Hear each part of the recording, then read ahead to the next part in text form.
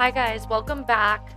We don't officially have a name for this podcast at the moment since we're rebranding, but happy to be here. Really happy to be on the quote-unquote still incognito, but not going to be incognito for any longer. To kind of go into that a little bit, what Mariah is getting at is that the idea behind incognito was great for what it was, but we've decided we want to take a different direction with this podcast. We talked way too much about shoving things in our vaginas, and we realized, it's in poor taste, and we do want more than just, core friendships to listen. Totally. And, don't get us wrong.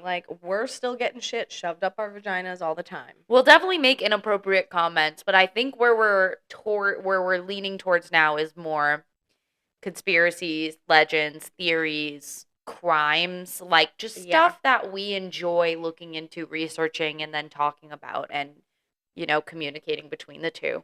Yeah, but I mean, obviously with that, though, just a little quick update, though. What's been new with you? We did take a little break. This is now week 2 of, we'll be posting, I would say, now that we took a week break. So how are you in the last 2 weeks that we've podcasted? Well, okay, I'll give a quick update, but also I think to backtrack, since I feel like this is going to be the starting point for most people. Yes. I guess I'll have to say a little bit about me since we might just completely call this a little bit. That's the other thing, people. Target here. We might title it "Start Here," Amelia Earhart.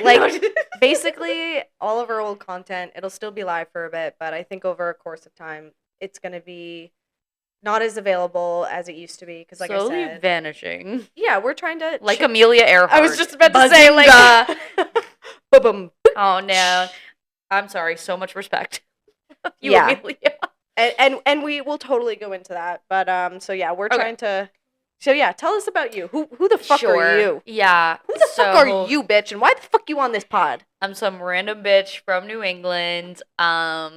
I had to move back with my parents, like everybody in America. I have a corgi and I have a gray cat, which are my personality traits, apparently. I can't get a fucking backbone to save my body, to save my life, to have, more than that, to describe me. I love building stuff, I realize. I love creative things. Today I built a cat tree house. So do you want to craft with me later? Is that where you're getting at? Because as long as it's not lame crafts. No, I'm trying to build I have a lot of shit that I want to do. So. I like cool stuff. I built a house for my cat today. So I actually, I don't even know if this is I'm just saying because you like to build stuff. So there's this new thing, and I'm sure a lot of people have seen it. It's at Barnes & Noble. You can get it on Amazon. Miniature doll houses, but not in the sense for kids, but you can build almost interior design dioramas. And I bought one. Do you want to build it with me? But you're building very small parts. Who the fuck do you think I am, and why would you buy that? You said you like to build shit. But why are you buying doll houses as an almost 30-year-old woman? I think I have to show it to you for you to understand. Yeah, because I'm judging. I'm not her bringing out the Polly Pocket house. All right, hold this microphone. I literally have it available. Yeah, I'm embarrassed for you.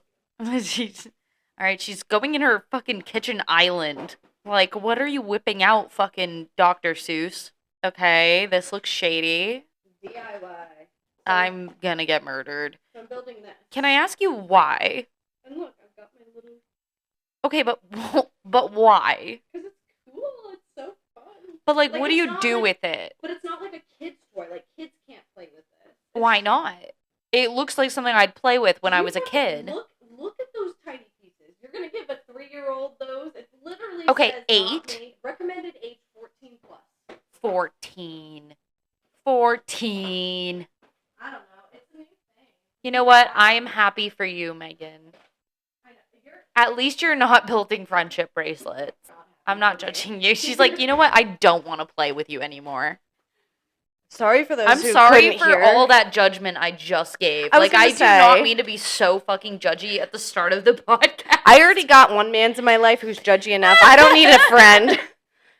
I was just trying to be funny. I know, It's I'm fine. fucking- You do you. I just thought that would be something you'd be interested in, but I totally am getting the vibe that that is not the route that I like cut to build. a couple hours from now. Yeah, no, I like to build like big things that we can use. Like I like to put on my lesbian suit. Oh, I have earring building. We can make our own earrings. That's kind of cool. That is not a lesbian fucking. Are you kidding project. me? We would literally build earrings together and then wear each other's earrings. Is that not lesbian-y enough? Fun fact, by the way, I am not fake. I'm not an official lesbian. She's a fake lesbian. Just to be clear. Great. Okay. We're so getting off topic. All right. What's so that's going on with you then? Because I told a bit about myself. I said what happened in the past 2 weeks. Megan's cat is literally dozing off upwards. I'm concerned. Nah, he does that. So okay, weird. For those who don't know me, and please start here. I'm Megan, co-host of this To Be Determined Name podcast. I've had a shit week, but ain't about to unfold my dirty laundry out to the world quite yet. But some things that you should know about me is that I like Prosecco, cats, and my job. I am a workaholic. I have a kitten who I adore with every fiber of my being. And hobbies of mine is I like crafts. So building miniature doll houses, earring building. I made candles the other day. Anything that has to do with my hands, painting, you name it. Like I love to do. Big reader and also writer, something Mariah learned in this friendship. Fun fact, I started writing a book. It's actually on my to-do list to do starting 2025. And I asked my dear friend to read this book. I'm about 10 chapters in, and I just wanted a good opinion. My one best, with the target? Yeah, the one that I said. My best friend in the entire world, my co-host, she's like, no, I got you, like, no judgment, I will so read this. She read the first... She told no. This is how the operations happen. She told me, she goes, I read it. It's really, really good so far. Like I'm really into it. I'm really into the part where she's like, so the start of the book is it's about a. I can't believe you're bringing this back up. It's about a detective who ends up having to go find her sister. It's like a little bit of a mystery. Her sister goes missing. This bitch. The opening scene is about how this detective is at the gun range. Shooting like on duty, like practicing her shot. And Mariah goes, I love this book so much. Like you're doing so well. I love the part where she's at the gun range. And I literally go, Mariah, that is the first scene. I'm pretty sure that whole like debacle happened literally on this podcast in earlier episodes. Oh, it did. That might be deleted or might stay. Who knows? But it's just so funny. So that's a little bit about me. And yeah, like Mariah said, we're hitting the conspiracies, murders, and who knows? We talked about like Hollywood and all the conspiracies and shit behind there. I would love to cover excited. Nickelodeon. Who is the director? This is my thing. Oh, you should know if you're gonna research it. I just don't. I'm not good at why names. am I blanking? That's the thing. I'm just Dave not good Schneider. Thank you. Is it Dave though? I don't. Dan. I'm sorry. I'm so sorry. I'm sorry. I'm just not good at names. I know what happened. Like Drake Bell. Like he has so much shit that he has to talk about, and like, I'm good at names, but I'm also like 5 champagnes deep because I am over at Megan's, and for those who don't know, it's very rare these days. So yeah, we're having a good time. We're vibing.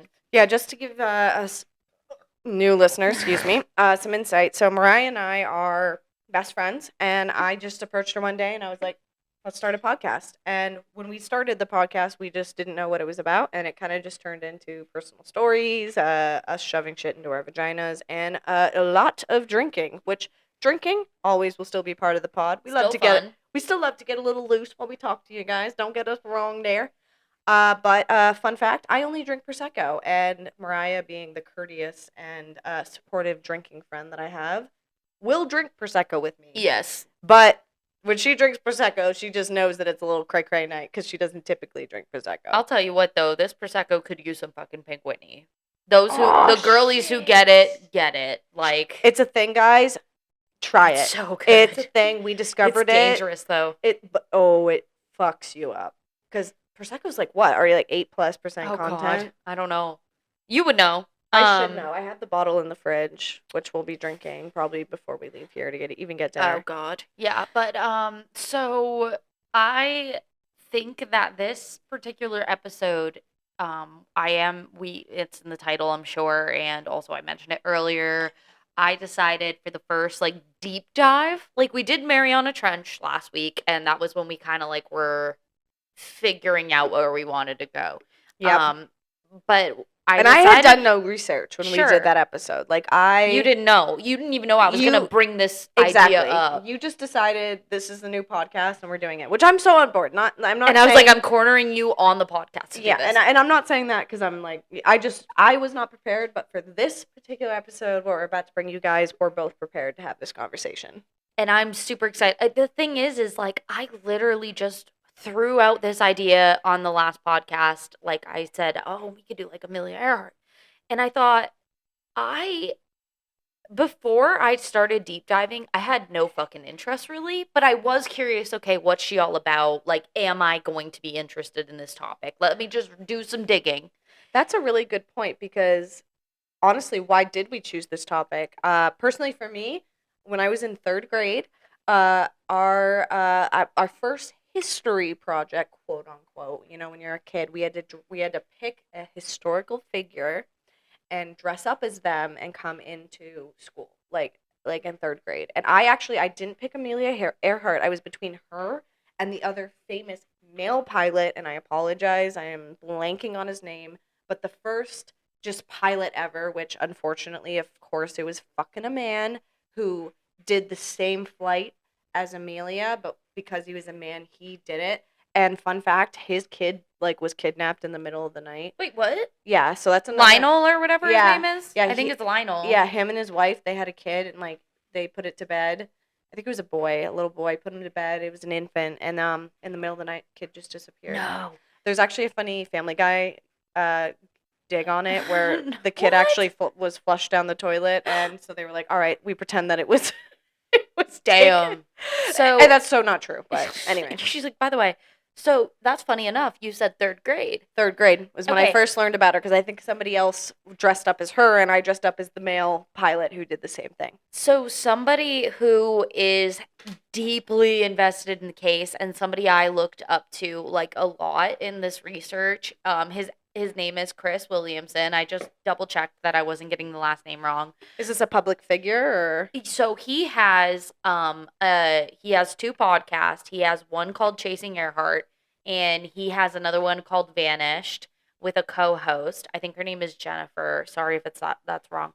But he's also been on other podcasts. Pretty much every single podcast about Amelia Earhart he's been on. Like, I would probably fangirl if he was on this, and it wouldn't shock me if he was listening, honestly. So, in terms of conspiracies go, he's just somebody, his story is he's invested in Amelia Earhart and, her vanishing. Well, I'll talk about him more, but the reason I bring him up, and I said that was interesting, is that he talks about why he got involved with Amelia, and he said because when he was in 3rd grade, they did that project. Yep.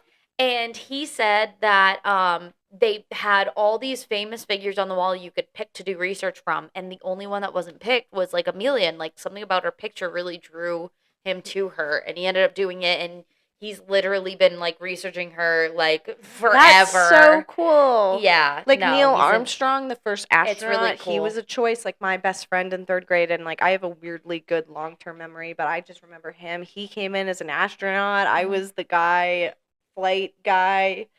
Yeah. Isn't that cool? I'm surprised you were the flight guy and not the woman. You're very woman empowerment. I am, and I think for me, I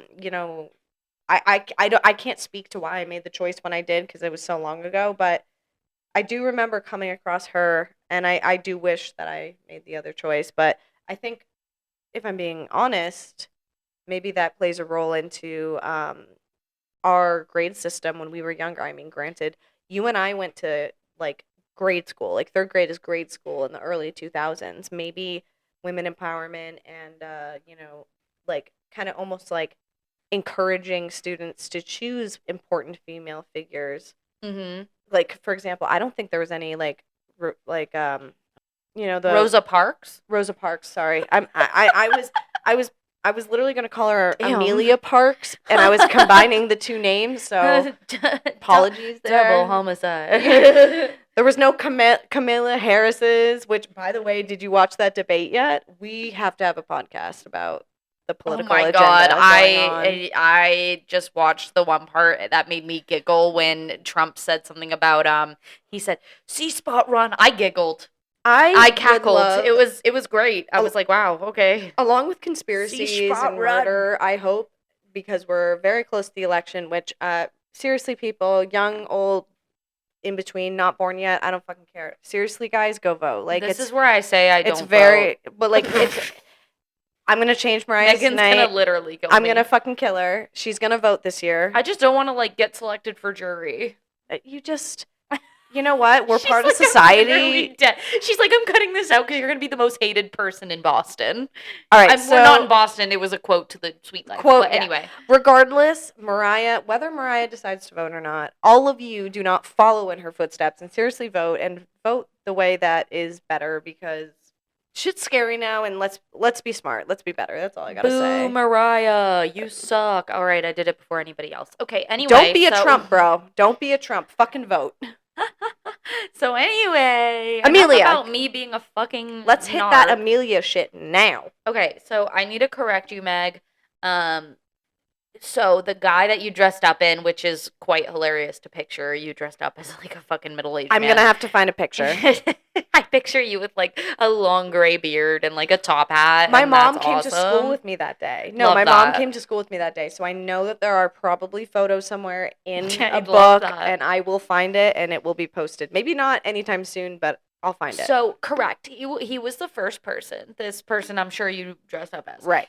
But he did it differently than Amelia was gonna do it. And oh, okay. So he went around like the top half of the earth, okay? That's what I was gonna say. If I remember correctly, when I was learning about this, like he did what he did and he survived whatever. Yeah, he did it. If she completed her flight, she would have been not only the first woman, but like probably the farthest. She would have been the first to do the Earth by its equator, like the widest fucking part. That exactly. He did the other way, right? Or something? Yeah, he did like the top from my understanding, and I don't know how it's planned out because I'm thinking like I don't know how countries work. I'm bad at geography, but he was like towards like the tip of the earth around it. You know what I mean? It wasn't the largest section. Okay. And so anyway, oh god, I have so much to say fucking about this because it's just been swarming in my mind, like just facts. And everybody I talk to, I'm like, do you wanna hear my stuff about Amelia Earhart? And they're like, so funny. What? I literally, she's looking me dead in the eye when she's saying this, guys. She's so serious. I was in line for section 10, and it was a long line. It's a podcast, a baseball podcast. I was at a baseball game, and I looked at Keith, my husband, and I said, while we're in line, do you want to know about Amelia Earhart? And he goes, I mean, I guess. I was telling him all my theories, like rapid fire speed.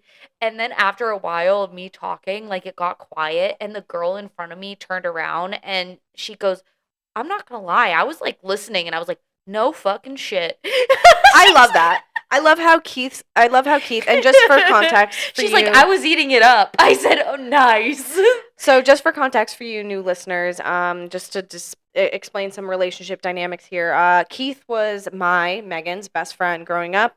And then he met his lovely, lovely wife. And I said, that's funny. She's not just your wife. She's my best friend. We became besties. He is going to be a frequent flyer, punny, on this pod. Get it? Get it? Good. Nice pun. Thank you. So I'm glad that he took the husband route and was just like, you know what, I'm just gonna fucking listen and let you like come up with it. You've done that to me before. We did one episode about the Malaysian airline disappearance, and we were on a road trip when we did this podcast, and I just remember you like talking my ear off. I would love to revisit it. And like, so like the funniest part about it is like I did primarily most of the driving, you know, for this trip, which I volunteered for. Like, I'm not saying like you, like we set these boundaries. Like, I like to drive, you like to be the planner / she just said, take this exit, we're going to this thing. And I loved it. But literally I'm sitting there and she goes, let's listen to a podcast so we can prep for our podcast. We're driving and she's making me listen to a Malaysian airline podcast. I love it. invested. She's like listening to every word. I'm sitting behind the wheel, like Just falling asleep. And it's not because It's I don't so find good. it interesting. I just think I wasn't in the mental headspace to So listen she's to gonna it. fall asleep when I'm talking about this. Great. No, I'm handing you the reins. Give me the tea and tell me when I gotta come in with my fun facts because Okay. I got a lot. Okay, cool. Me too. So I'm gonna throw out some sources that I did. I have more, but I mean, there's just so much that I was listening to. I listened to conspiracy theories, unexplained mysteries, stuff you should know, Necronompod, Vanished, Astonishing Legends, and Chasing Earhart. Those last three are my favorite. I Shout out to all of you. highly, highly, highly recommend Astonishing Legends. Chasing Your Heart's awesome. Banish if you want to know more about Amelia Earhart. That being said, okay, she was actually a badass fucking woman. Queen. I didn't realize that going into it. I mean, since childhood, I guess her mom raised her, and everybody says this on every podcast, so I'll run through it. Her mom raised her and her sister to be a little rougher around the edges, more than Where was she from? Where'd she grow up? Oh fuck! You're the one with the fun facts. I don't know that one. You told me to get fun. Okay. I don't know exactly where she was from, but I apologize. I only got you're fun good. facts about like her plane and the coconut I did tell and that's her what you just- no, I did. specifically told me. But then you made it sound like you were researching her, and I was like, oh shit, okay. No, I'm sorry. This is a working thing. We're We're working. good. That I will for next time. Next time I can look up where she's from. Or okay, Well, we'll figure give it me out. something. Yeah, you're right. Give right. me something. Okay, you look it up where she's from, bitch. Anyway, so this was back in the late 1890s, early 1900s. She was more of a tomboy from what I get.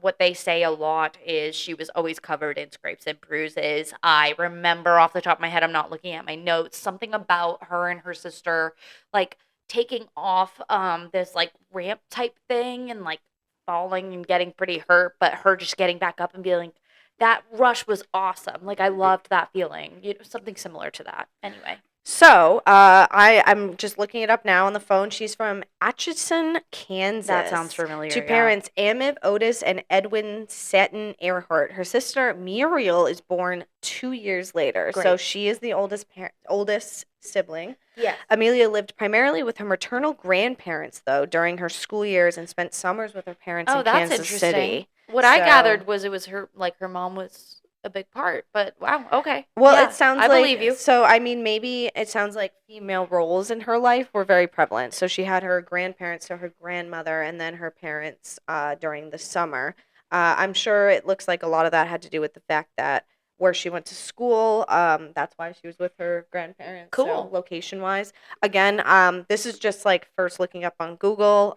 Please do not take exactly what I'm saying. Like, obviously listen to what I'm saying, but there might be more into it than what I'm saying. For sure. So, just to put that out there. I think the biggest disclaimer with this is that there are so many theories, or as Chris Williamson would say, he doesn't like it being called conspiracy. He likes it being called hypothesis. Most people do. I know Astonishing Legends originally kept saying theory. They got a lot of backlash for saying that. They said hypothesis because it's all based on fact. But I like the word theory more. I'm so sorry. Please ignore that.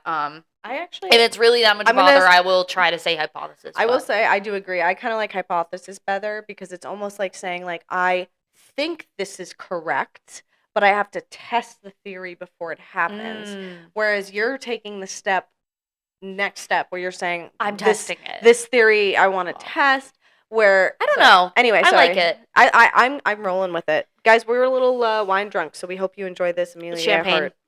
Champagne drunk. So anyway, not only that, so she was a nurse's aide in World War One. Okay, she was a social worker at a settlement house. This is to name a few. She did. Megan's grabbing more prosecco for this. You're taking the lead, girl. I'm gonna pour my drinks. I'm gonna ask my questions. She did a lot more. She was in. She worked for Purdue, which is actually the company that gave her the plane later. Purdue, like Purdue, the meat company, the chicken tender. I believe it's a university. Yeah, Purdue. Okay. Purdue. Yeah. Sorry. So anyway, she was the 16th woman to ever obtain her international pilot's license. In 1928, she was the first woman to ever fly across the Atlantic Ocean. To note, this was just as a passenger. She wasn't the pilot, and everybody quotes the same exact quote, so I'm going to say it again. If you've heard this a million times, so sorry.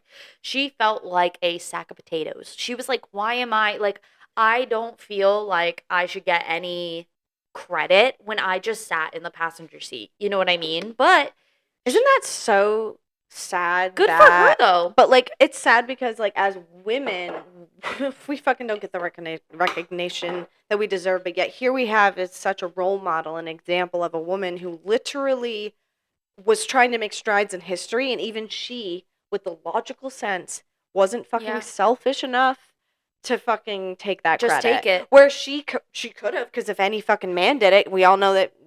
Anyway, sorry. Oh, Tangent Megan. on women empowerment. Anyway, continue. So after that, she met her husband, George Putnam. He helped encourage her to write her first book right after that. He was in awe of her, from what it seems like to me. He actually proposed to her over 6 times, Meg. Yes, we love a girl who says Did you hear no. about that? No, this is totes you. I have Yeah. the facts that I have are not all the ones you have. So this is all okay, new to me. cool. So, I came into this just for reference. Mariah gave me like, so just a little background. I was at a conference for right before we were about to record this episode, which was part of the reason why we decided to skip a week and take this time to rebrand. So when she told me research these things, I, being the golden retriever girly that I am, did the research of the things that you told me, and I did it well, and that's all I have. Good. I said, go into this blind. This is what I need you to look up. Please Okay. do that. So I'm glad you didn't, but I was just like, because it seemed like you did look in a little more. But it sounds I wanted to like- make sure. But it sounds like I might have questions that you might not have answers to. That's so why learning, I think that works. So learning next time, I'll just make sure the questions I have, maybe I have some answers to, just in case. Yeah.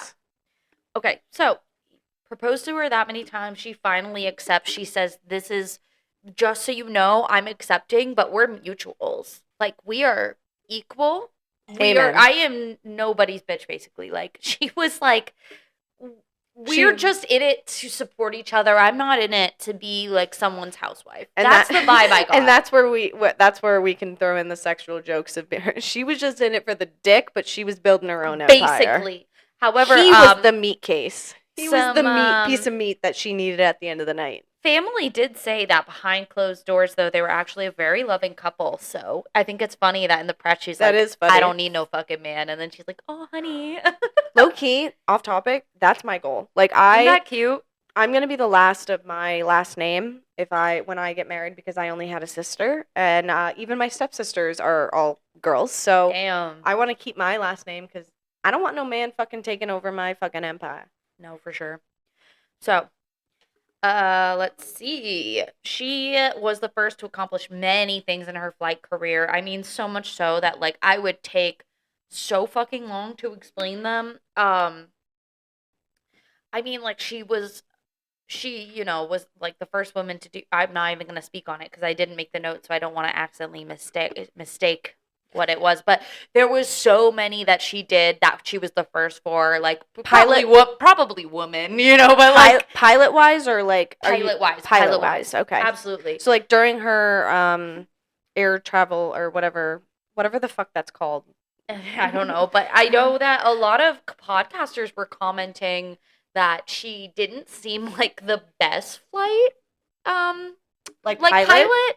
Which is weird because, like, whenever I hear about her, I hear, oh, she was amazing. She was this awesome pilot. But she did have a lot of, like, errors. But also to think about, like, this is the first, like, in aviation, you know? Like, so I understand. Her aviation journey. Yeah, it's not me, like, shitting on her. It's just like, okay, yeah, I can see she's definitely had some missteps. I think that later when we talk about what happened to her, she definitely had some missteps. Totally. But that's part of like the journey. Like, I don't think any leader, any fucking successful human in history can say this was the easiest thing and I got to the top. Like, literally, you can't fucking do that. You gotta fucking hit ground 0 before you can get to ground 10. Yeah. So it was 1937 when she went missing. 1937 is the year that she decided she wanted to fly around the world. She wanted to do it around the equator. She wanted to be the first to do the widest part, like we discussed. Yep. I looked up, this is probably going to come back up later in theory. She was friends with, let me fact check which president it was at the time. I'm fairly sure it was the Roosevelts. Yes, she reached out to Franklin Roosevelt, the president at the time. They were friends and said, "Hey, this is what I want to do. It's not public yet, but I am going to go. Okay. I'd like your assistance." And so, yes, they agreed. They all, like, they were set up. They were all this and that. She originally had a man named Harry Manning as her navigator who knew Morse code. That is very important to know. And there was someone else on the plane, but I don't know him very well. Yes, Megan? Yes. So really quickly before you get into her journey to her Atlantic trek, I would love to Isn't it throw Pacific? Pacific, sorry. What I'm saying. Oh, I'm sorry. I'm reading my notes.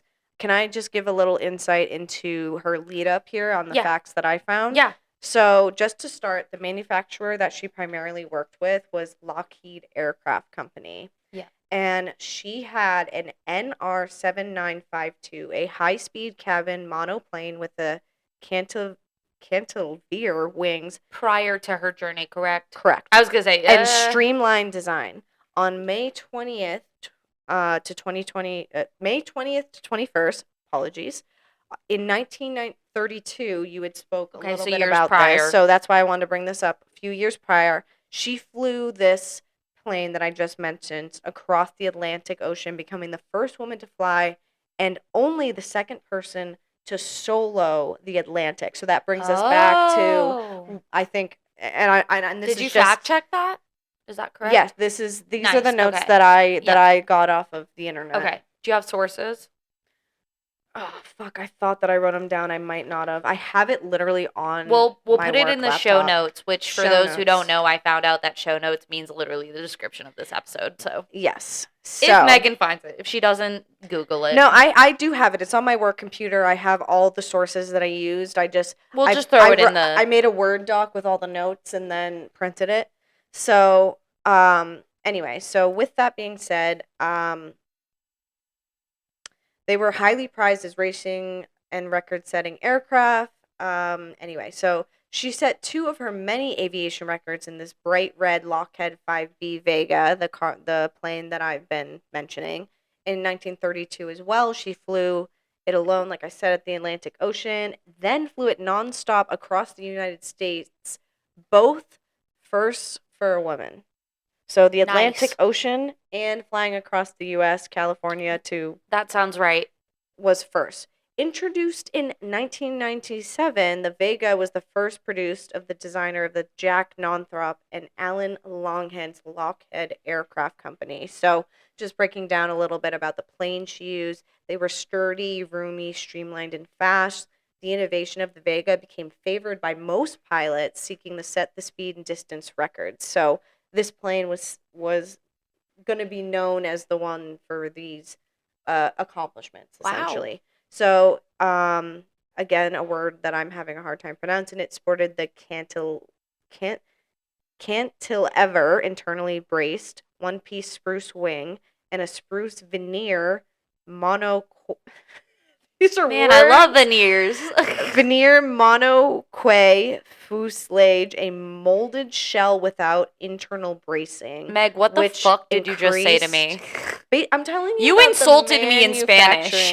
The manufacturing of this goddamn plane. Goddamn.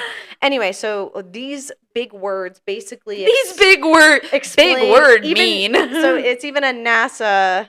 engine, crawling wheel, pants, reduced drag, provides streamlined style. So basically, all these big words. What I'm basically, the overarching idea around this is like...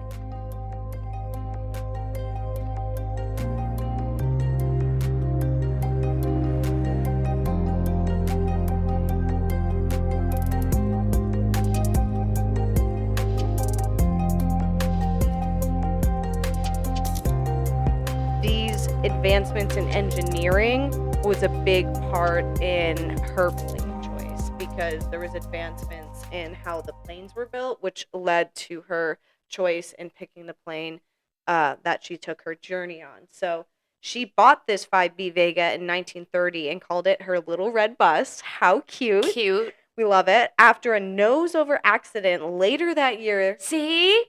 So she wasn't the best, but also, to she be had an fair, what is she accident. working with, you know?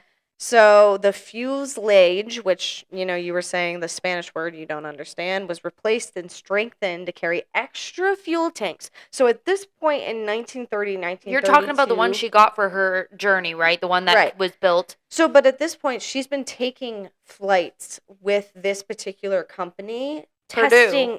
testing out, well, according to my source, it's Lockheed Aircraft Company. Yes, that is correct, but I know Purdue gifted her the one that she ends up taking, which is the Lockheed. Yes. Okay, great. So that's good to know. So Purdue was the plane, but the manufacturer... No. So she worked for Purdue. It's Purdue University. They gifted her the Lockheed 10E Electra twin tail. Right, but my question is, was the gift like Purdue manufactured the plane? No. So this Lockheed company has been the... Okay.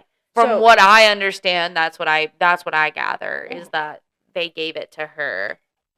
So, as like a gift sort of thing, because she was such a fucking cool person. They were like, take our plane. Okay, so that makes sense, because she's already been working with this Lockheed Aircraft Company since 1930. Or, I'm sorry, the 1927 was actually when she was first introduced to the Vega. So, just to put it in context, I guess my point is that she's been working with this particular manufacturer through the duration of her journey. And so she had her first nosedive, issue. And Pratt and Whitney built the engine. Yep. And I think, and so my notes say that a NASA engine, so I guess stuff they use at NASA was part of this. So anyway,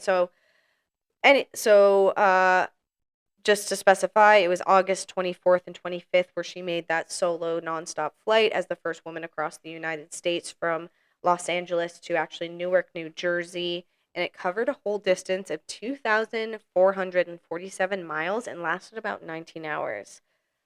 So later, she sold this Vega. That amount of hours is going to come back later. Yeah. So she ended up later selling this 5B Vega to the Philadelphia's Franklin Institute in 1933 after purchasing a new Lockheed 5C Vega. The Smithsonian acquired in 1966.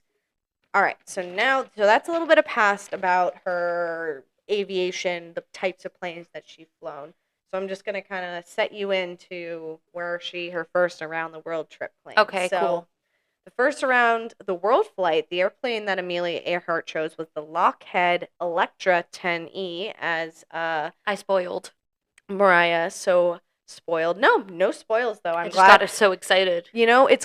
Thank God that our facts are correct, because just I know I said it off the noggin. I've been listening to so many podcasts. You and we did this research independently, and something that I will say, even though a lot of our old podcasts are going to start slowly going away, something we both can agree on that we've talked about in the past is that poor fact checking, and the saturation of what's on the internet and what the fuck is right at this point. No, seriously, that's a big issue. Even in this, there's going to be a lot that I'm not 100% sure on because there's so much misinformation. Absolutely. So this Lockheed Electra 10E was manufactured by the Lockheed Aircraft Company, Burbank in California. The Electra Model 10E was an all-metal, twin-engine, low-wing monoplane with retractable landing gear designed as a small, medium-range airliner. In the standard configuration, it carried a crew of 2 up to 10 passengers. The Model 10 was produced in 5 variants with a total of 149 airplanes actually being built between August 1934 and July 1941. Lockheed built 15 Model 10Es. Earhart's was a serial number 1055.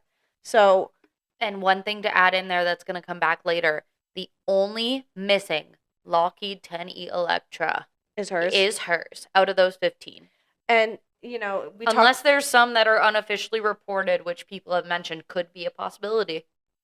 And it's kind of crazy that, during this time frame that Amelia was, doing these flights and going about this, and granted, you just told me to do these fact checks, but I'm just reflecting as I'm reading this, is that a lot of aviation engineering kind of firsts are happening as this process is Yes, happening. definitely. Like our planes that we have today, like solo planes, passenger planes, planes that carry like people. A lot of advancements have really been happening in between this journey of Amelia like taking that flight, which I think is just really important to note. She really set the standard when she was alive. If she's still alive, who knows? I don't think she's She's alive probably not anymore, alive. but But if she ended up living spoilers. if she ended up living to her hundreds, if she was still alive, it's good to see that. But anyway, so going into what Mariah was saying is $80,000 was the worth of this particular Lockheed Electra 10E. But as Mariah said, Do you it know what that was translates to in our time? I don't. Man, that's a lot of Look money. it up right now while All I'm right. reading the Yep. next facts. So per Mariah's what she had said earlier, Purdue Research Foundation made donations along with several other individuals to actually gift her this plane. George Palmer Putnam, Amelia's husband, who you had mentioned before, made the arrangements to order the airplane in March of 1936, gave Lockheed the authorization to proceed with delivery request in June. The modifications included 4 auxiliary fuel tanks in the passenger compartment, a navigator station in the rear of that, elimination of passenger windows, installation of a Sperry autopilot and various radio navigation equipment, and additional batteries. The Electra was not ready actually until mid-July. And Mariah, what did you come up with? So this is a rough estimate. I put 1930. It says 1,500,000 roughly. So That's how much that plane was worth. So 80,000 back 80,000 is now like almost 2 million. So back in 1936, $80,000 is now almost 1930. So probably. Oh, sorry, I'm just looking at the airplane in March 36. No, you're right. I put 1930 is what I'm saying. 1930 to now it's roughly 1,500,000. Or sorry, yeah, 1,500,000. Also, just to give you guys some little context here, as we're recording this podcast, my beautiful, lovely kitten is like snoring and like literally just getting so cute and comfy right now with his little warm self. Yeah. So you asked me earlier, like, how you doing? Well, truthfully, my kitten has worms. He did not get all his deworming cycles, so he's had a few vet appointments in the past couple days, and we have plenty more to go. Wormy stash. He's a wormy boy. Anyway, so going back to little Miss Amelia here. So Amelia Earhart actually test flew this new Electra 10E at Burbank on July 21st with the Lockheed test pilot Elmer C. McLeod.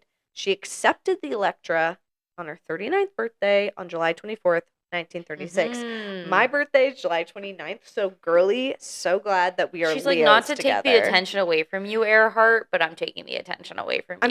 Not only am I taking the attention away, because you would totally agree as a Leo, that's what we do, but also I'm just so glad that, like, Leos are very good at accomplishing things. I literally hate you. Okay, anyway, so it received a civil certification, NR 16020. The letter R indicates that because of the modifications from the standard configuration. So please note that the typical Electra 10E was modified when it was given to Amelia. So the ones that are typically sold, they were modified to hold more gas, correct? Right, correct. Mm-hmm. Because of it's able to hold over 1,000, I believe. Yeah, so I had said here it included 4 auxiliary fuel tanks, which is not typical to the. So what Mariah was saying, that almost $2 million plane, you're not getting Amelia's $80,000. Well, yeah, that is the 2 million version. But if you, for whatever reason, wanted to buy an Electra 10E today, you would not get the modified version. Like, that was very specific to her and her needs at that time. That's what I'm saying, like, which is insane. So that's why it had this civil certification. The airplane was restricted to carrying only members of the flight crew, although Earhart and her advisor Paul Mantz frequently violated that restriction. So kind of like what you said growing up, rough on the edges. This bitch said, this bitch took no from nobody. She literally was like, I'm doing what I want to do. last thing that I have for my just facts about her plane and like her journey into picking this plane and how it happened is Earhart's Electra was equipped with a Western Electric Model 13C radio transmitter and a Model 20B receiver for radio communication, which I know you had mentioned that's going to play a big role. Morse codes. It used a Sperry gyropilot geoscopic geoscopic automatic pilot. So I heard that she was given the option to take a high tech radio, like the top one, and she chose to go with the lesser. Yeah. Is that correct?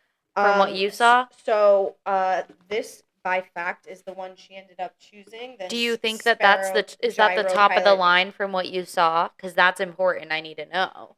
Like, because everybody's so fucking conflicting. I'm like, can you tell me the truth? Okay, let me look it up because I believe I that don't want to give you false. So what is the exact question? Oh man, I don't know how you would even word it. Amelia's radio. Because some people say it was the most high tech. Some people say she chose to have a lesser, and that plays into the hypotheses. There. Okay, so this is about to be juicy. All right. So this article, funny enough, is called "Amelia Didn't Know Radio." I did hear she doesn't fucking know shit about the radio, so it could be an honest mistake. So the Earhart and Fred Noonan failed to reach Howland Island on their 1937 around the world flight because of the radio problems. Yeah, that's all part of what I'm saying. Said before, but little has been written about the specifics. I was gonna say you're getting ahead of yourself. So that is spoiler alert. Sorry to spoil that a little bit, but just to answer your question, not to give too much into it, I think the point is that her poor choice, because she didn't know radio, she chose a lesser one. That's my thing is, was it a lesser one, or she might not even have known? But the thing is she didn't put it in. So was it a lesser one because there was an ulterior motive? Hint, hint. Or was it the high tech one and they just things failed? Which, by the way, something did fail during that last trek, which I'm getting ahead of myself. I mean, everything failed on the transmitting for the Malaysian Airlines, so we know. Well, that one's definitely aliens. No, actually, I do need to look into that more. But the point is we know that in the history of technology, shit fails. Okay, but we'll get into the hypotheses in a different episode probably because we're getting pretty late in here. So we're fact finding now. I gave you my facts. Since getting this Electra, she's been gifted it from her husband. So what does she do again? After that? Backtracking. She plans. I'm gonna fucking do this. She sends a letter to Mr. Roosevelt. I literally read the letter. It's in the archives. When she had her 10E Electra, she wrote to the president, "Can you please help me?" She was friends with him. And how the fuck does that happen? And how do I do that? I don't know, but I literally read the official letter she sent to him in the archives on the government website. So I definitely did some digging into this one. So anyway, she was originally going with Harry Manning, as I said, as her navigator. There was another person there. Elmer C. McLeod was the person I mentioned. Okay, cool. So in her first attempt, it was... let's see. In her first attempt, traveling from California to Hawaii is what I wrote, even though that doesn't seem right to me. I don't know why. Maybe it's because she took off. I thought it was from... Anyway. Well, from my understanding, she was going to make one stop during this trek. She was supposed to make one stop to refuel and then That's probably continue. what it was. But she never made it to that one stop to refuel. Yes, she had damage to the plane. She ground looped, which I guess means, according to Astonishing Legends, if I remember correctly, they said something about when you're taking off, if the wind catches in the wrong place, you're one of your wings will catch underneath and you'll do a U-turn and tumble a lot, and just it's a very bad accident. So basically that's what happened. So it doesn't have to be from takeoff? Or it's during takeoff. So when you're going to take off, the wind catches at a wrong speed or you're in the wrong position and your wing hits lower, where you would probably lean, and then you would do a U-turn and rumble across, just spin out, So do you think... And that's what happened. Took off, that's what happened? But did she keep going? She was able to recover, I or did she land again and was like, oh shit? Like, I don't remember the exact if she ended up. I know I definitely knew this, but I don't think I wrote it down. I know that they couldn't take off after that. Definitely not. She ended up having to repair the plane. And she took off a couple months later, actually. okay, And that's what I'm like, okay, no yeah, way no, she fucking didn't. did that No, trip that didn't after start. that. Yeah, no. She was just like, oh, And it's fine. There's a damage to my plane. I'm still gonna do it. dude, so Harry Manning ended up not being the navigator after that, and he's the one that knew Morse code. It ended Right. up being Fred Noonan. So where did I get this? I know there was originally 3 people, and I couldn't find like right off the bat where that third person was. But So that's who I had. So I'm just some trying people to the Lloyd guy. some people speculate that Harry Manning left because he was so freaked out about that accident, which I wouldn't blame him. But others say he was taking an active leave from duty to say, hey, I'm going to be doing this with Amelia. She needs my help, whatever. And after a couple months of repairing the plane, like they just, he ran out of time. He had to go back to the service. Yeah. So, okay. Whatever it was, Fred was the second guy. Fred Noonan is the one that took off with her in that second attempt, the second attempt that she did. Oh my God, we're getting pretty late in here, but that's okay. I'm gonna go until they're lost, and then we're gonna do a part 2 later. Yeah, we're just right now. She's long. This is a fact finding / journey to her takeoff, and then we're gonna go into the conspiracies and the hypothesis and the coconut crabs. Stay tuned for that shit. Chris, if you're listening, I know it's not coconut crab. Spoiler alert. Okay, but Chris, I'm a little freaked out by the coconut crab, so I just have to make that a point. Okay, so anyway, she ends up taking off from Miami, Florida after they repaired the plane for their second attempt. She would have been the first person to do so. Like, I know we said she'd be the first to she'd be the second to fly around the world, technically the first to do the equator. Yeah, she was the first woman to at least fly across the U.S., second human to fly across the U.S. What was interesting to me is Fred and Amelia took the most direct path instead of the most established way. Kind of risky. I mean, we're talking thick jungles with no signs of civilization. Somebody did say that they had a machete. They had other items in case they had to make an emergency landing in these types of areas. Right. Woofy, they didn't prepare for sharks, but if their monkeys were attacking. I mean, but like low key, like if they're over the ocean, like not to sound like a fucking crazy person, like the most realistic route is like they probably ran into fucking, and granted you have the conspiracies over me. I just kind of like just hitting logical points without looking too much in the conspiracies versus I know you have, and like I said, we're gonna come up with more information later.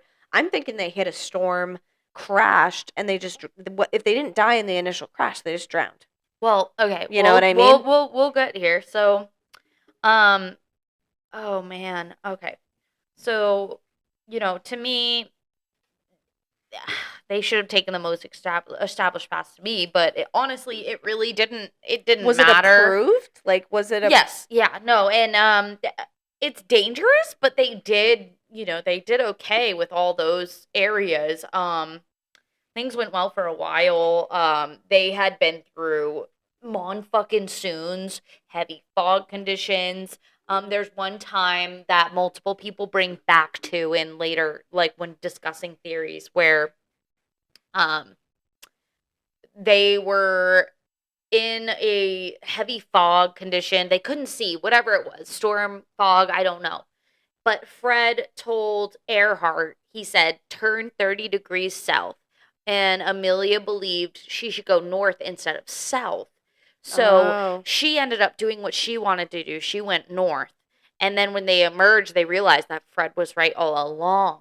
Okay? But they did make a safe landing. And I know it wasn't where they wanted to be. I didn't write down the area they ended up landing versus their target. But they did land in a different area. They redirected. They went to the other place they were supposed to do, refilled. They went back, okay? And was this during the big flight? Oh, yeah. Yes. So they took off. They're in the air. Yeah. Amelia's like, I want to go left. He's like, I think we should go whichever way you just said. He says, we should go 36 degrees south. And she goes, no, it needs to be north. She goes north against what he said. And that was not a good decision. They didn't end up, but they did make it safely. They landed somewhere and they Yes, refueled. but I'm bringing this up because it seems like Fred knows his shit and Amelia's a little defiant. I wonder later on if that played a big role in. Yes, or if she trusted him later on because of that, and then she ended up doing what he said, and he might have been wrong. I don't know. We'll get into that, right? The Earth is very unpredictable. Like, you don't know what you're gonna run into. But they had been in monsoons, they've been in fog, they've been in this and that, and it's like, okay, so if they can get through all that, what the fuck happened? Okay, they're at the end of the journey. There had been rumors of issues popping up between them.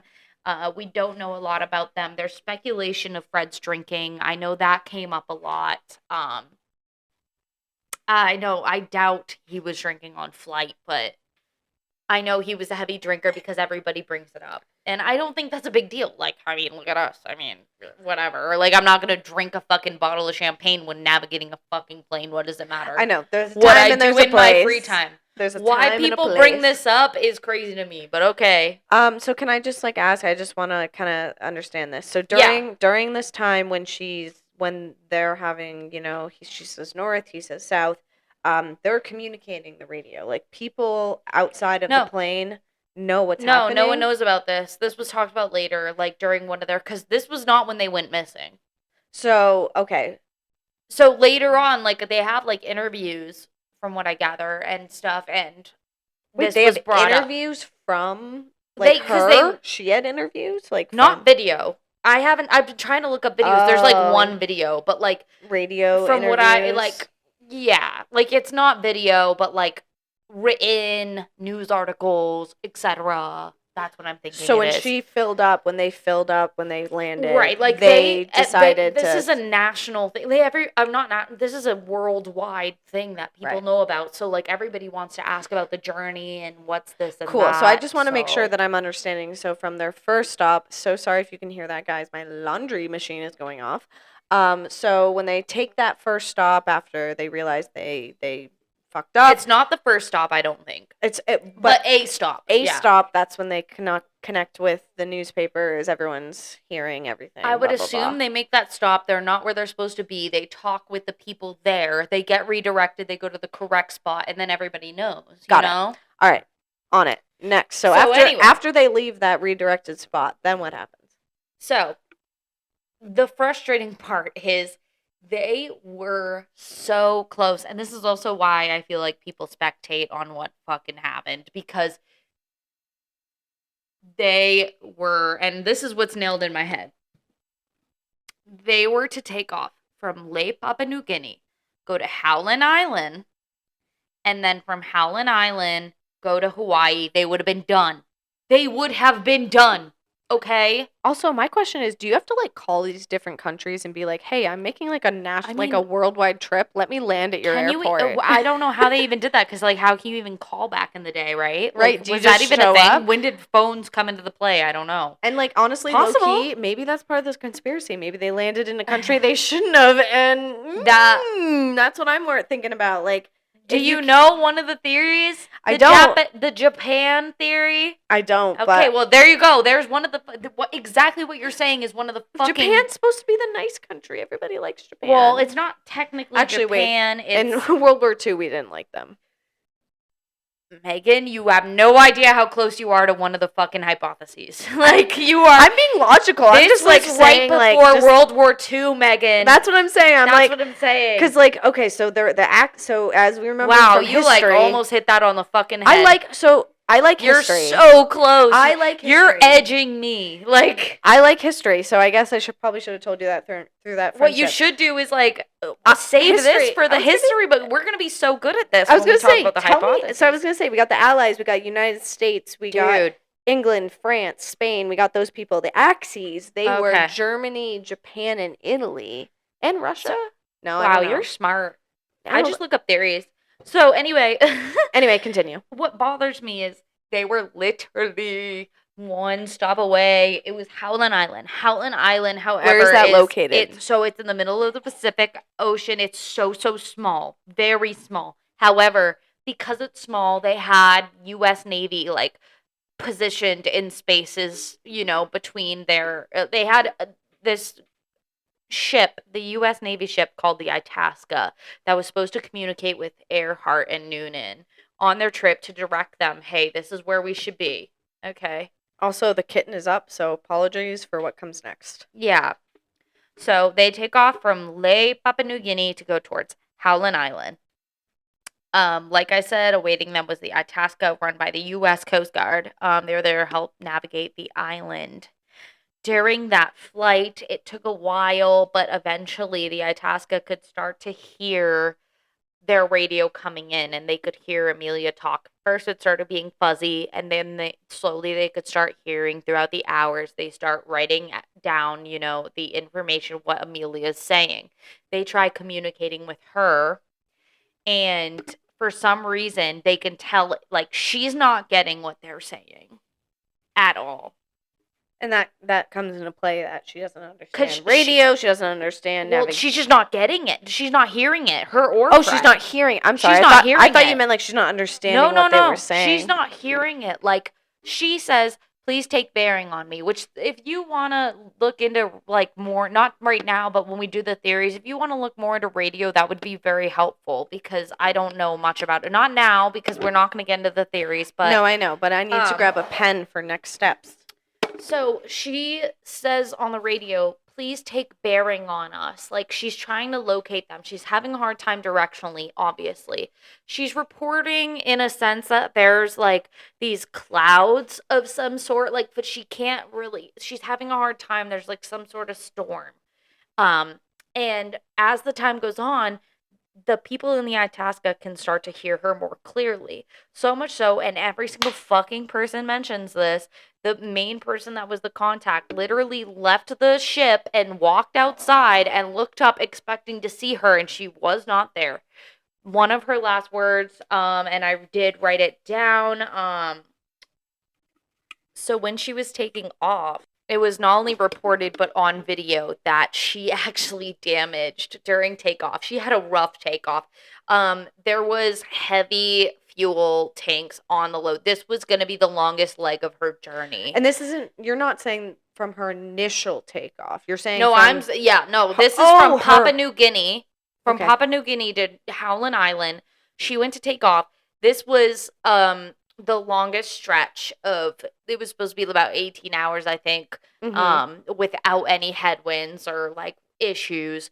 And so as she was taking off, it was a short landing strip, like at the airport-ish. Well, it's not an airport, back in the day, but anyway, the landing strip, in Lae, Papua New Guinea. So she didn't have a lot of like momentum, and, it was it was like maxed out, that weight on that plane.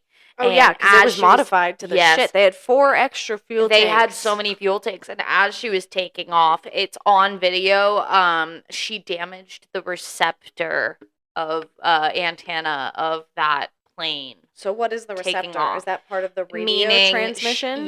She can't hear anybody. So people can talk to her, but yeah. Oh, wait. People like on the radio tried to communicate to her like from Papua New Guinea, and she obviously didn't she couldn't hear it, but they could hear her. Yes, correct. She could talk to them, they could not talk to her. And so anyway, it came like abundantly clear when she said, hey, like I can't see, take in modern day terms, yo, I can't see, please help and take bearing on us, like and she said, I'm gonna whistle so you can find my location. And the Itasca wasn't set up to find her channel. This is why I need more info on the radio, which I apologize I didn't tell you to look up before. But before we get into conspiracies, next thing we're gonna talk into radio that's channels. Gonna be important. That's the most important piece, I think. Yeah. So anyway, she says, take bearing on us. They try to communicate with her. It's obvious they're not, because she's starting to panic. And this is through Naturally. Catchphrase here, guys. Naturally, That's she the name of the pod, I guess. No, just kidding. She starts to panic. I would too. I mean, and I panic during takeoff and landings on a commercial flight. literally. Like, so she is just like, guys, help me out here. And so at one point, and this is where I was confused with like conflicting people, is that I heard that the Itasca did get through to them twice. And then I heard the Itasca never got through to them. But then I heard, and this is where I'm going to lean towards, and this is what I think is true. They decided to try to ping her via Morse code. And she got that. And she said, we don't know Morse code here. Like, please talk to us through the radio or switch to whatever it was that she was on.